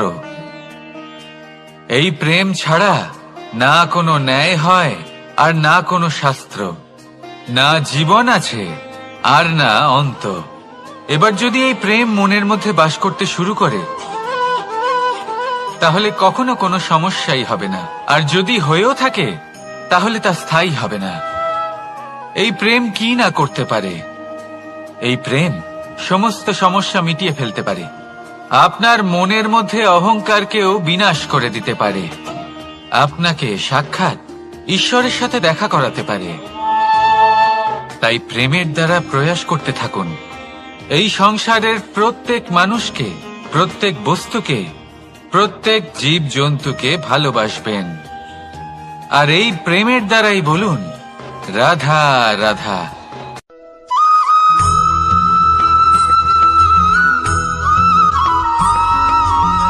আপনি ওই কথাটা নিশ্চয়ই শুনেছেন, যখন ভগবান একটা দরজা বন্ধ করেন, তখন অন্যদিকে অনেক দরজা খুলে দেন। এবার এই দরজা, এই সমস্ত পথ আমরা দেখতে পাই না, অনেক সময় আমরা বুঝতে পারি না, হারিয়ে যায় সব। কখনো কখনো মনে হয় যে এই কথাটাই মিথ্যে, কিন্তু আসলে তা তো নয়। তাহলে হারিয়ে যায় কেন? কারণ আমরা সময় নষ্ট করি এই দরজার দিকে তাকিয়ে থেকে। ভাবি এই বুঝি দরজা খুলবে, এবার দরজা খুলবে। অপেক্ষা করতে করতে আমরা অনেক সময় নষ্ট করে ফেলি। এত সময় নষ্ট করি যে আমরা দেখতে পাই না, খুঁজে পাই না সেই সমস্ত দরজা আর পথ যা আমাদের জন্য খোলা রয়েছে। যদি খুঁজেই না পাই তাহলে তা ব্যবহার করব কি করে? মনে রাখুন, ভগবান সব সময় আমাদের সাথে রয়েছেন, আমাদের সাহায্য করছেন। এই পথ সব সময় আছে, সর্বত্র আছে। দরকার রয়েছে শুধুমাত্র দৃষ্টির, দৃষ্টিভঙ্গি এবং ভাবনার। এই দৃষ্টিকে বিস্তৃত করুন, এই দৃষ্টিভঙ্গিকে ধন্যাত্মক করে তুলুন, আর এই ভাবনা এর সীমা একটু বাড়িয়ে তুলুন। তারপর দেখবেন সব খুঁজে পাবেন। আসলে কি, এই যে ঈশ্বর, এই যে পরমাত্মা, তা আমাদের সাথে রয়েছে, আমাদের মনের মধ্যে রয়েছে। যিনি তাকে মন থেকে চাইবেন তিনি তাকে মনের মধ্যে অবশ্যই খুঁজে পাবেন। যদি উনি মন থেকে চান পথ খুঁজে পেতে, তাহলে তিনি অবশ্যই পথ খুঁজে পাবেন। তাহলে আসুন আমার সাথে ভালোবেসে বলুন, রাধা রাধা।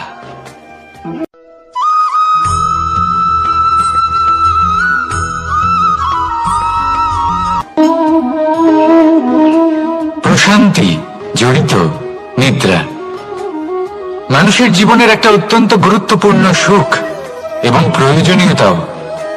দেখতে গেলে এই সংসারের প্রত্যেক পশু পাখি, প্রত্যেক জীব অবশ্যই নিদ্রা প্রাপ্ত করেন, কিন্তু মানুষ, যার মধ্যে বিচার বিবেচনা করার শক্তি অন্যদের থেকে অনেক বেশি, তার কিন্তু ঘুমের কিছু সমস্যা অবশ্যই হয়। কি বলেন? তাই তো। এবার এর কারণ কি? চিন্তা। এবার চিন্তা আমাদের সবার জীবনে আছে। আমরা সকলে জানি যে চিন্তা কখনো আমাদের সাহায্য করে না, তাও আমাদের জীবনে আছে। কেন? চিন্তার মাধ্যমে কি কখনো কোনো সমস্যার সমাধান হয়েছে? অর্থের চিন্তা করলে কি অর্থ লাভ হয়? ভবিষ্যতের চিন্তা করলে কি ভবিষ্যৎ ঠিক হয়ে যায়? স্বাস্থ্যের চিন্তা করলে কি স্বাস্থ্য নিজে থেকেই ঠিক হয়? হয় না। তাহলে এই সব কিছু থেকে আমাদের একটা ছোট্ট শিক্ষা অবশ্যই লাভ করা উচিত। আপনিও আপনার কাঁধ থেকে চিন্তার এই বোঝা নামিয়ে ফেলুন। আর ইচ্ছে, এই সব ইচ্ছে একত্রিত হয়ে আমাদের মনে চিন্তা উৎপন্ন করে। তাই এই চিন্তাগুলিকে ত্যাগ করুন। প্রকৃতির প্রেমের উপর বিশ্বাস রাখুন। মনে রাখবেন, যিনি চিন্তা মুক্ত হবেন তিনি চিতা মুক্ত হবেন। সুখের নিদ্রা প্রাপ্ত করুন, আর নিদ্রায় যাবার আগে আমার সাথে ভালোবেসে বলুন, রাধা রাধা।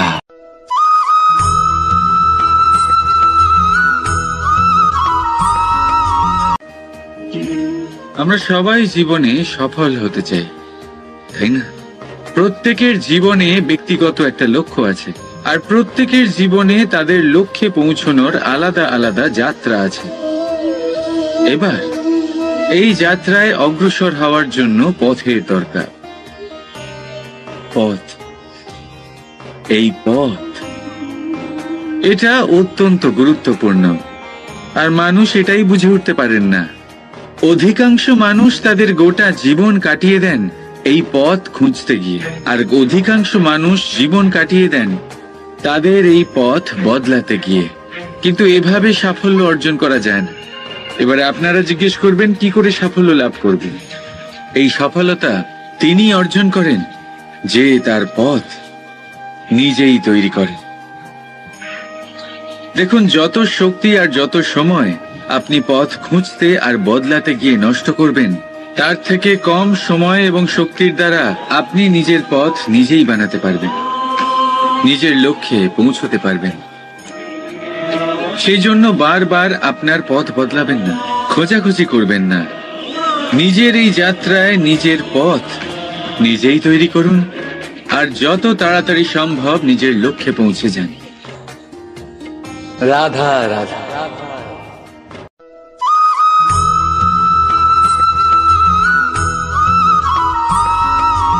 আর নিদ্রায় যাবার আগে আমার সাথে ভালোবেসে বলুন, রাধা রাধা। মহাদেব, সেই দেবতা যিনি মহান, যাকে দেবতাদের দেবতা বলা হয়, যিনি হলেন আমার আরাধ্য। কখনো আপনার মনে এই প্রশ্ন এসেছে যে শিবকেই কেন মহাদেব বলা হয়, অন্য কোনো দেবতাকে কেন বলা হয় না? সেই কারণ মহাদেবের মধ্যে, ওনার মধ্যে এমন এক বিশেষ গুণ রয়েছে যা অন্য কারণ নেই। তা হলো নিঃস্বার্থ হয়ে মানুষের সেবা করা। যদি প্রয়োজন পড়ে, যদি সৃষ্টির পথে বিনাশের কালো মেঘ ছেয়ে থাকে, তখন নিজের প্রাণের চিন্তা না করে হলাহল পান করার জন্য প্রস্তুত থাকেন মহাদেব। আর এই অদ্বিতীয় ত্যাগের জন্যই শিবকে মহাদেব বলে ডাকা হয়। এবার যদি কোনো মানুষও নিঃস্বার্থ ভাবনার দ্বারা নিজেকে অর্পণ করে দেয় এই জগতের কল্যাণের জন্য, মানুষের সেবার জন্য, তাহলে তিনিও মহাপুরুষ, মহামানব হতে পারেন। যদি কেউ অভুক্ত থাকেন, তাহলে নিজের থালা থেকে অর্ধেক খাবার তাকে দিয়ে দিন। যদি কেউ অসুস্থ হন, তাহলে তাকে সেবা করার, চিকিৎসা করার চেষ্টা করুন। এই জীবন শুধু নিজের জন্য নয়, অন্যদের প্রতি, সমস্ত সংসারের প্রতি উৎসর্গ করুন। যদি এইসব মানুষ শিখে যান, তাহলে তিনি মহাদেবের পথে অগ্রসর হতে পারেন। যদি মানুষ নিঃস্বার্থ ভাবনার দ্বারা এই সংসারের সেবা করতে শিখে যান, তাহলে তিনি নিশ্চিত রূপে মহামানব অবশ্যই হতে পারবেন। আসুন আমার সাথে ভালোবেসে বলুন, রাধা রাধা।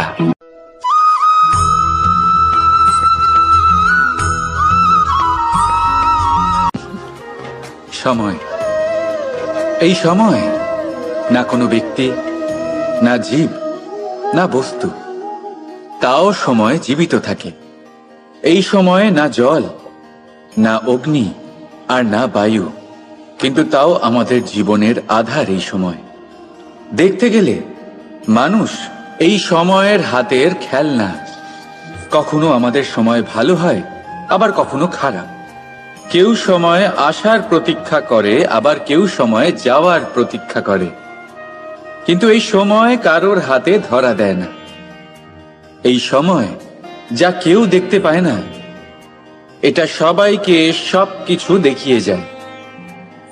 দেখিয়ে যায় যে আপনকে আর পরকে, আমাদের শুভাকাঙ্ক্ষীকে আর ক্ষতিকে চায়, আমাদের মিত্রকে আর আমাদের শত্রুকে।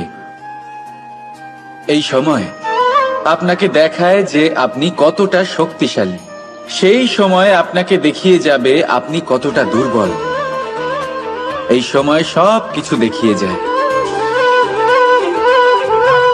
তাই এই সময় যা এতটা শক্তিশালী, তা আমরা নষ্ট কেন করি? ভেবে দেখুন। এবারে উঠুন আর এই সময়ের সম্পূর্ণ ব্যবহার করুন, এই সময়ের সদ্ব্যবহার করুন। কারণ এই সময়কে ব্যবহার করাটাই আপনার হাতে রয়েছে, আর কিচ্ছু না। আর এই সময় একবার বয়ে গেলে, তখন যাই করুন না কেন, কখনো ফেরত আসবে না। সময়ের সদ্ব্যবহার করুন আর সবার মধ্যে আনন্দ ছড়ান। আর আসুন আমার সাথে ভালোবেসে বলুন, রাধা রাধা।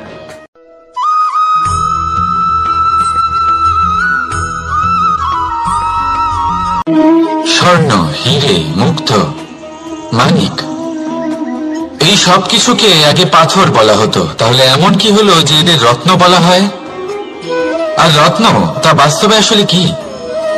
এটা হলো সেই পাথর যাকে আগে আগুনের তাপ সহ্য করতে হয়েছে, পরখ করা হয়েছে, যাচাই করা হয়েছে, এদের কাটার চেষ্টা করা হয়েছে, কিন্তু তারা কখনোই নষ্ট হয়নি, বরং তারা আরো উদ্ভাসিত হয়েছে, আরো উজ্জ্বল হয়েছে, এই সংসারে আরো প্রকাশ ছড়িয়ে দিয়েছে। সেই জন্য এরা হলো এত অমূল্য, সেই জন্য এরা হলো বহুমূল্য, সেই জন্য এদের রত্ন বলা হয়। এবার মানুষের কাছেও এই নির্বাচনের অধিকার রয়েছে যে আমরা শুধু পাথর হয়ে থাকব নাকি রত্ন হয়ে থাকব। কিভাবে? আমাদের জীবনেও অনেক সমস্যা রয়েছে, বাধা আছে, বিপত্তি আছে। আমরা সেই বাধার তাপে উত্তপ্ত হই, এই সমস্যা আমাদের কাটার চেষ্টা করে। অনেক মানুষ বিভিন্ন পরিস্থিতি আমাদের ভাঙার চেষ্টা করে, কিন্তু আমাদের নষ্ট হলে চলবে না।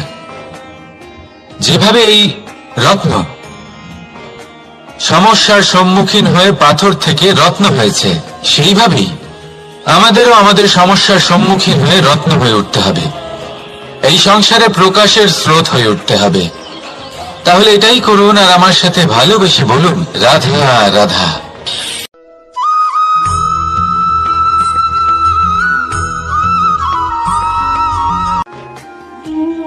মানুষ জন্ম নেয়, আর জন্ম নিলেই তার জীবনযাত্রা শুরু হয়ে যায়।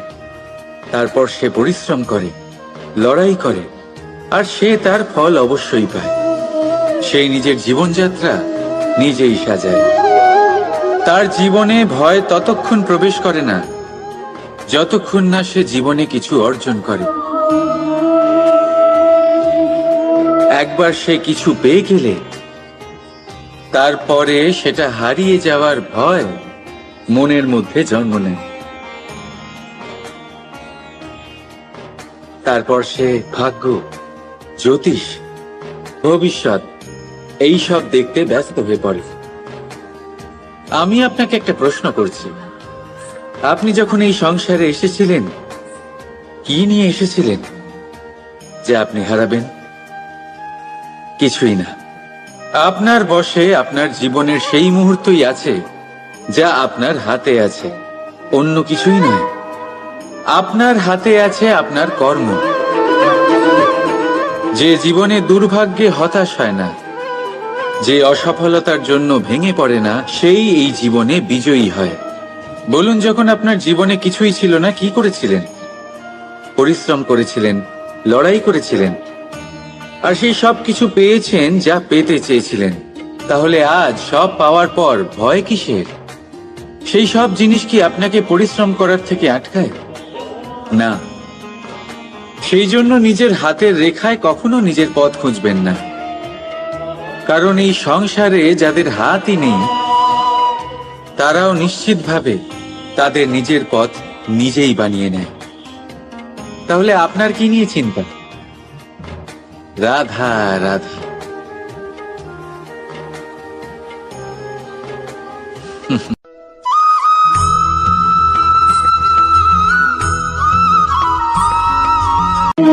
স্বর্ণ, হিরে, মুক্ত, মানিক, এই সব কিছুকে আগে পাথর বলা হতো। তাহলে এমন কি হলো যে এদের রত্ন বলা হয়?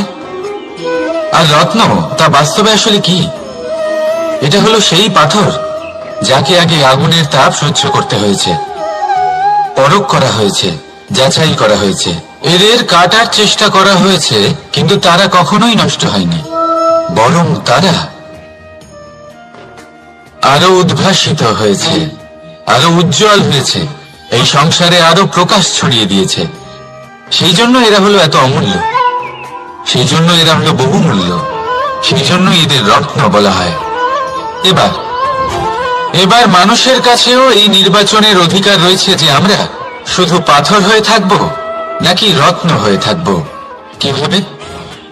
আমাদের জীবনেও অনেক সমস্যা রয়েছে, বাধা আছে, বিপত্তি আছে। আমরা সেই বাধার তাপে উত্তপ্ত হই, এই সমস্যা আমাদের কাটার চেষ্টা করে। অনেক মানুষ বিভিন্ন পরিস্থিতি আমাদের ভাঙার চেষ্টা করে, কিন্তু আমাদের নষ্ট হলে চলবে না। যেভাবে এই রত্ন সমস্যার সম্মুখীন হয়ে পাথর থেকে রত্ন হয়েছে, সেইভাবেই আমাদেরও আমাদের সমস্যার সম্মুখীন হয়ে রত্ন হয়ে উঠতে হবে। এই সংসারে প্রকাশের স্রোত হয়ে উঠতে হবে। তাহলে এটাই করুন আর আমার সাথে ভালোবেসে বলুন, রাধা রাধা।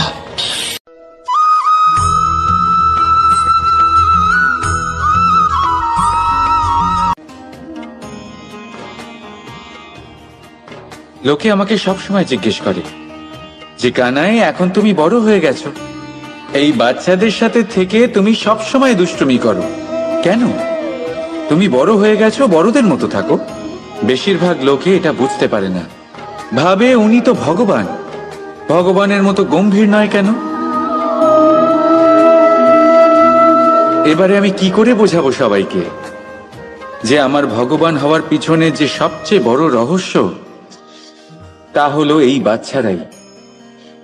আমার শক্তি কোথা থেকে আসে? সমস্ত সমস্যার সমাধান করার শক্তি এই বাচ্চাদের থেকেই তো আসে জীবনে বাঁচার শক্তি। সংসারকে প্রেম শেখাবার শক্তি এই বাচ্চাদের থেকেই আসে। কারণ বাচ্চাদের থেকে বড় কোনো ভগবান হয় না। এবারে দেখুন না, পুরাণ আর বেদের কোনো জ্ঞান নেই ওদের, কিন্তু খুব ভালোভাবেই জানে যে একজন উদাস ব্যক্তির মন কি করে ভোলানো যায়, কি করে তাকে আনন্দ দেওয়া যায়। আর এ এক বিশাল ব্যাপার। কোনো ন্যায় কোনো নীতির জ্ঞান নেই ওদের, কোনো ভেদাভেদ করতে জানে না। কিন্তু এটা অবশ্যই জানে একজন একা অজানা ব্যক্তিকে নিজের দলের সদস্য কি করে বানাতে হয়, কি করে তাকে আপন করতে হয়। আর এ এক বড় ব্যাপার। এই বাচ্চাদের থেকে অনেক কিছু শেখার আছে। তাই আপনারাও নিজেদের জীবনে গম্ভীর হওয়ার চেষ্টা কখনোই করবেন না। আর যদি করেন তাহলে এই সংসার খুবই নিরস লাগবে আপনার। আপনিও বাচ্চাদের মতো নিষ্পাপ থাকুন আর নিজেকে আনন্দে রাখুন। লাভ আর ক্ষতির ঊর্ধ্বে গিয়ে সম্পর্ককে দেখুন। জ্ঞান অর্জন করার পরিবর্তে ভালোবেসে সম্পর্ক পালন করুন। আপনি নিজেই বুঝে যাবেন যে এই সংসার কতটা সুন্দর। রাধা রাধা।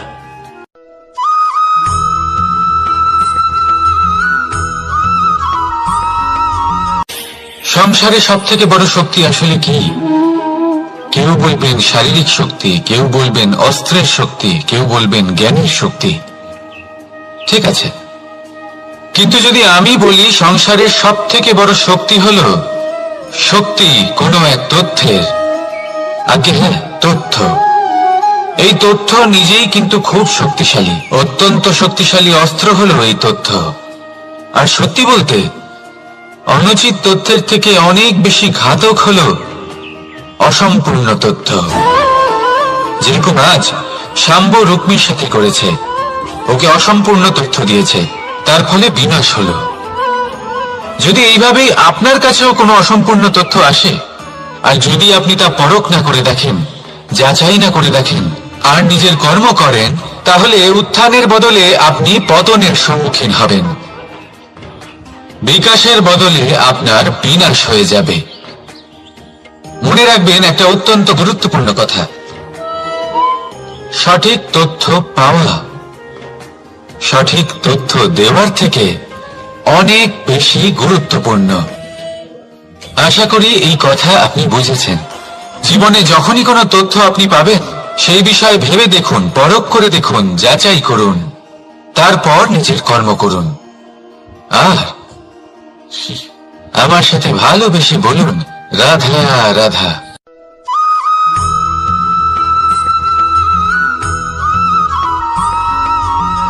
সময় বড়ই অদ্ভুত। এই সময়, তাই না? দেখতে গেলে এটা একটা অনুভূতি, একটা সংখ্যা, একটা বিষয়। এবারে দেখুন না, সূর্যোদয় সকলের একসাথেই হয়, তাই তো? কারোর আগে কারোর পরে এমন তো হয় না, সবার একসাথেই হয়। আবার সূর্যাস্ত সকলের একসাথেই হয়। এবারে ভাবুন, এই সময় প্রত্যেকের জন্য আলাদা আলাদা। কারোর জন্য এই সময় ভালো, আবার কারোর জন্য এই সময়ই খারাপ। এক্ষুনি এই মুহূর্তে কারোর মুখে সফলতার আলো রয়েছে, আবার কারোর মুখে অসফলতার নিরাশা। এটা কেন? কেন এই সময় কারোর জন্য শ্রেষ্ঠ, আবার কেন তা কাউকে নিরাশ করে? এটার উত্তর হলো আপনার চিন্তা, আপনার কর্ম। যেমন আপনার চিন্তাধারা, তেমন আপনার কর্ম, আর তেমনই হবে আপনার এই সময়। আপনি জীবনে সুখ তখনই পাবেন যখন আপনি কারোর মুখে আশার আলো এনে দেবেন। আপনি আনন্দ তখনই পাবেন যখন আপনি কাউকে খুশি করবেন। হ্যাঁ, এটা ঠিক যে কাউকে খুশি করা সব সময় আপনার হাতে নেই, কিন্তু আপনার হাতে এটা অবশ্যই আছে যে আপনি কাউকে দুঃখ না দেন, কাউকে নিরাশ না করেন। আর কোনো ব্যক্তিকে দুঃখ না দেওয়ার এই চেষ্টাও আপনার কর্মই বটে। আর এই শুভ কর্মের ফল আপনাকে প্রকৃতি অবশ্যই দেবে। তাই মনে রাখবেন, ভালো সময় তারই আসে যে কখনো কারোর খারাপ চায় না। রাধা রাধা।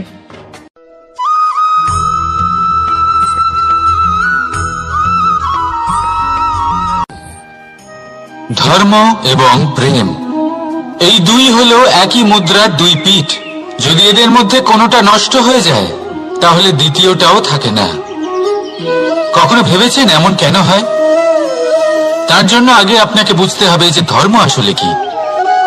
ধর্ম সেটাই যা এই সংসারের প্রত্যেক মানুষকে একে অপরের সাথে সুখ এবং শান্তিতে থাকতে প্রেরণা যোগায়। এই প্রেরণার আধার হলো প্রেম। প্রেম সেটাই যা আপনার মধ্যে অন্য কারোর প্রতি করুণাবোধ জাগিয়ে তোলে, সম্মান জাগিয়ে তোলে। এবার যদি প্রেম চলে যায় তাহলে সবার আগে বিনাশ হবে সম্মান আর করুণাবোধের।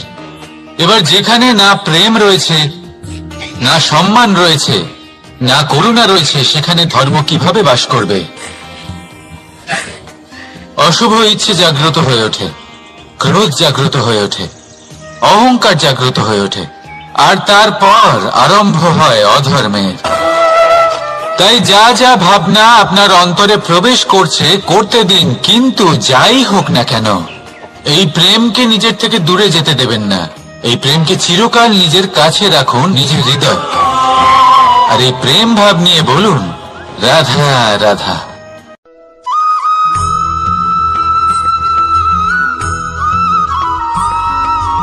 লোকে বলে মানুষ নিজের ভবিষ্যৎ জন্ম থেকেই লিখিয়ে আনে, অর্থাৎ এখানে এই কপালে।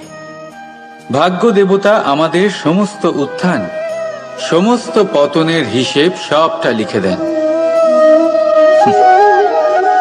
কিন্তু কপালে কেন, পায়ে নয় কেন? যদি পায়ে লেখা হয় তাহলে আমরা পড়তে পারবো, যদি কপালে লেখা হয় আমরা ছাড়া বাকি সবাই পড়তে পারবে। এবারে আমাদের কপাল এখানে তাই প্রতিফলিত হয় যা আমাদের মস্তিষ্কে আছে, আর মস্তিষ্কে থাকে আমাদের ভাবনা। তাই এই ভাবনার ধনাত্মক হওয়া অত্যন্ত জরুরি। এতে বিকাশের জন্য স্থান রাখুন, এতে সবাইকে একসাথে নিয়ে চলার ভাবনা রাখুন, আর বিশ্বাস করুন আপনার মস্তিষ্কের এই ভাবনা সাফল্য রূপে আপনার কপালে অবশ্যই লিখিত হবে। কারণ আপনার ভাবনাই সত্য হয়ে আপনার জীবনে আসে। রাধা রাধা।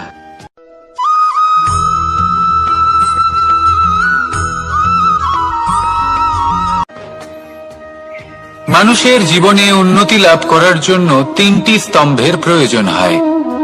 প্রথম স্তম্ভ শিক্ষা। এই শিক্ষা আমাদের জ্ঞান প্রদান করে। দ্বিতীয় স্তম্ভ ব্যবসা, যার দ্বারা আমরা ধন উপার্জন করি। তৃতীয় স্তম্ভ হলো আমাদের ঈশ্বর, আমাদের ইষ্ট। এনার সাথে যদি আমরা জুড়ে থাকতে পারি তাহলে এমন একটা মানসিক বল আপনি লাভ করবেন যেটা এই সংসারে আর কোথাও পাওয়া সম্ভব নয়। কিন্তু মানুষ অনেক সময় জীবনে এই তিনটি স্তম্ভ লাভ করা সত্ত্বেও সামনে অগ্রসর হতে পারেন না। তখনও জীবনে কঠিন পরিস্থিতি আসতেই থাকে। এমনটা ঠিক কেন হয়? কারণ সে জীবনে এই তিনটি স্তম্ভ লাভ করে নেয়, জীবনে প্রয়োগও করে, কিন্তু তার ভিতের কথা সে ভুলেই যায়। যেমন প্রথম স্তম্ভ অর্থাৎ শিক্ষা। এই শিক্ষার আধার হলো শুভ চেতনা। যদি অন্তরে শুভ চেতনা না থাকে তাহলে এই শিক্ষার কোনো গুরুত্ব থাকে না। দ্বিতীয় স্তম্ভ ব্যবসা। পরিশ্রম করে উপার্জন করতে হবে, এই কথাটা আমরা সবাই জানি এবং সবাই চেষ্টাও করি। কিন্তু ব্যবসা করতে করতে আমরা এটা ভুলে যাই আমাদের ব্যবহার কেমন হয়ে পড়েছে। এই ব্যবহার যদি শুভ হয় তাহলে আমাদের উপার্জন আস্তে আস্তে একটা স্থির জায়গায় এসে পৌঁছবে। এবং তৃতীয় স্তম্ভ আমাদের ভগবান। যদি ওনার শরণে আপনি যেতে চান তাহলে তার পূর্বে নিজের মা বাবাকে সেবা করুন, তাদের যত্ন করুন, তাদেরকে ভালোবাসুন, কারণ ওনারাই হলেন এই সংসারে আপনার সব থেকে বড় ইষ্ট।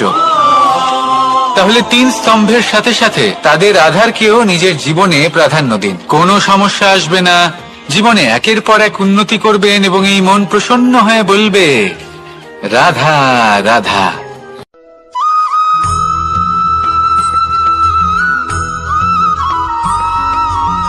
এই সংসারে কখনো কোনো ব্যক্তিকে তার বাইরের পোশাক দেখে বিচার করার চেষ্টা করবেন না। এটা খুব বড় ভুল করবেন। যেমন আমরা জীবনে অনেক সময় এমন করি, ধরুন কোথাও একটা গাছ দেখলাম, খুব বিশাল আকারের একটা গাছ, যেটা মাটির থেকে অনেক উঁচুতে পৌঁছে গেছে, যার বিশাল শাখা আছে। সেগুলো দেখে আমরা ভাবি যে এই গাছে হয়তো কত সুস্বাদু ফল আছে। আমরা সেই গাছের পরিচর্যা করতে থাকি। আবার অন্যদিকে হলো একটি তৃণ, যেটা মাটি থেকে কিছুটা উঁচুতে পৌঁছেছে, কিন্তু সেই তৃণর নিচে, মাটির নিচে অত্যন্ত সুস্বাদু ফল বা সবজি জন্ম নেয়, যা আমাদের স্বাস্থ্যের পক্ষে অত্যন্ত উপকারী। সেই জন্য কখনো আবরণ দেখে কাউকে বিচার করতে চেষ্টা করবেন না। তার বদলে এটা বোঝার চেষ্টা করুন যে আপনার সামনে যে ব্যক্তি আছে বা বস্তু আছে, তার বিশেষত্ব কি।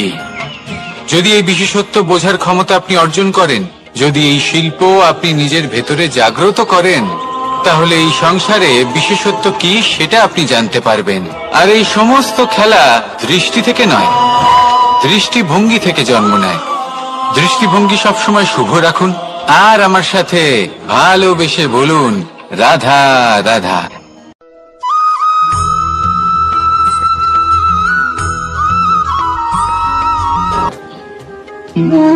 সুখ, দুঃখ এবং শক্তি, এই তিন হলো এই সংসারের ত্রিদেবের মতো।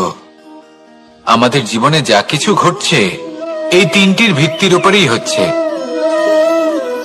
আসলে এই সংসারের একটা নিয়ম আছে, যখনই আপনি কিছু লাভ করেন, এই সংসার আপনার পরীক্ষা নেয়।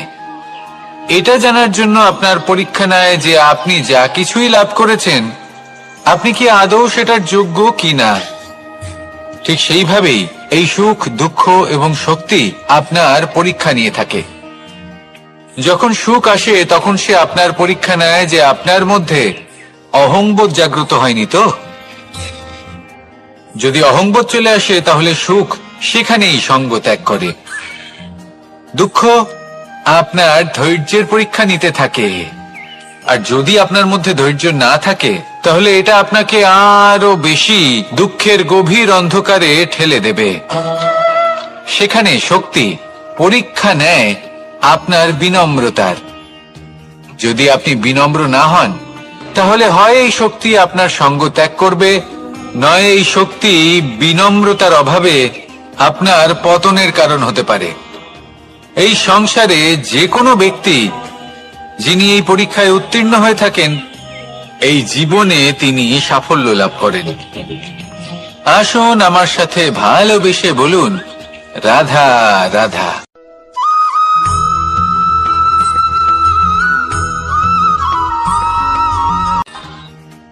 ভগবান আর ভুল, এই দুই একই অক্ষর দিয়ে শুরু হয়।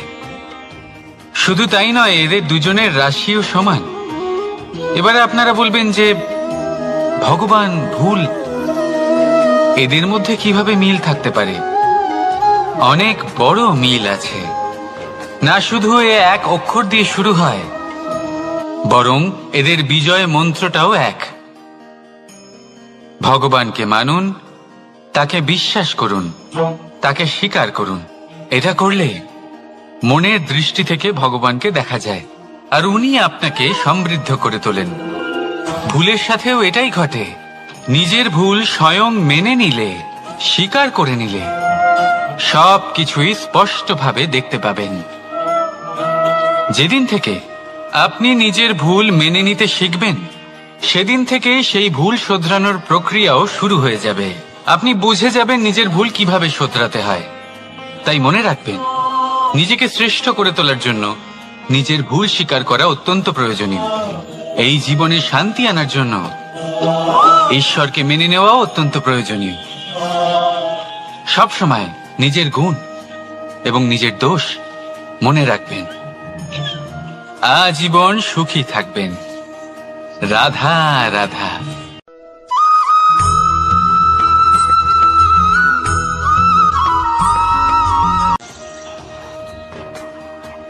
ভয়ের সাথে আমরা সবাই পরিচিত, কষ্ট আমরা সবাই পেয়েছি। কখনো কখনো আমরা অসুস্থ হয়ে পড়ি, আর এমন সময় হলে মাতার মমতা, কখনো বাবার স্নেহ, কখনো বন্ধুদের পাশে থাকার অনুভূতি আমাদের রোগ নিরাময়ে সাহায্য করে। কখনো যদি আমরা নিরাশ হয়ে পড়ি, তখন যদি আমাদের কোনো আপনজন আমাদের দুটো ভালো কথা বলে, তখন আমাদের মনোবল বেড়ে যায়। ঠিক তেমন সংসারের এই রঙ্গমঞ্চে যদি আপনি পীড়িত অনুভব করেন,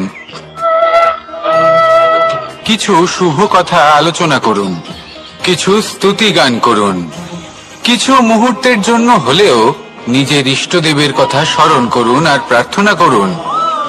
সাহস বাড়বে, শক্তিও বৃদ্ধি পাবে এবং সামনে এগিয়ে চলার পথও দেখতে পাবেন। তখন এই মন প্রসন্ন হয়ে বলবে, রাধা রাধা।